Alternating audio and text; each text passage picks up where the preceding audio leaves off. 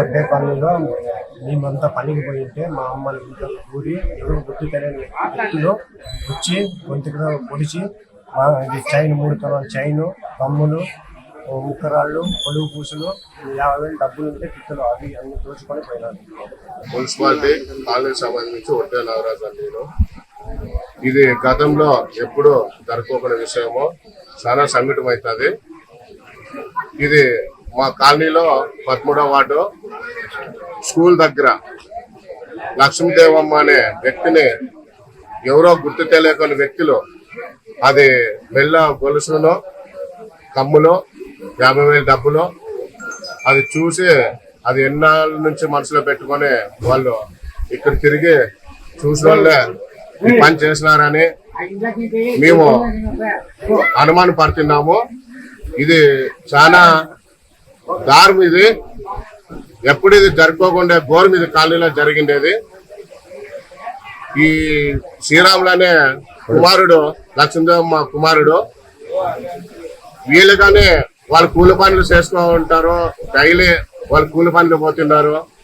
అక్కడ వాళ్ళ ఇతని భార్యగానే కూలి పనులు పోయినారు. మంచి సమయం చూసి వాళ్ళు ఇక్కడ వచ్చి పని పట్టినారు. దురుద్దేశంగా ఇది చాలా ఘోరంగా జరిగిన విషయం. ఇది ఇంతవరకు మా కాలనీలో ఎప్పుడో ఒడ్డే కాలనీలో జరిగిన ఘోరంగా ఇది చేసినారు.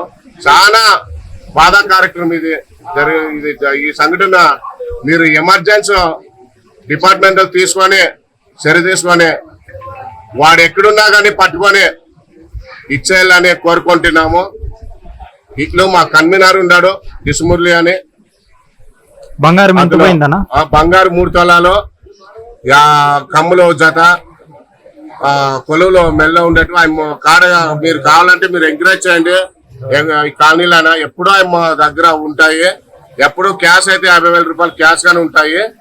50,000 కానీ 60,000 కానీ ఆయన పెట్టుకునేది. ఆయనకి అది ఒక ఇష్టమో అది ఎవరో చూసి ఇది చాలా ఘోరంగా చేసినారు. అంటే ఎవరు లేకున్న సమయంలో గుర్తు తెలియని వ్యక్తులు చేసినారు. ఇది డిపార్ట్మెంటల్ సిఐకిను డిఎస్పీకి తెలియపరిచిస్తున్నాము మేము కనుక్కొని. దీన్ని చాలా సంఘటన ఇదైతే మాకైతే ఒడ్డే కాలనీకే కాదు టౌన్ లోనే చాలా ఘోరం ఇది.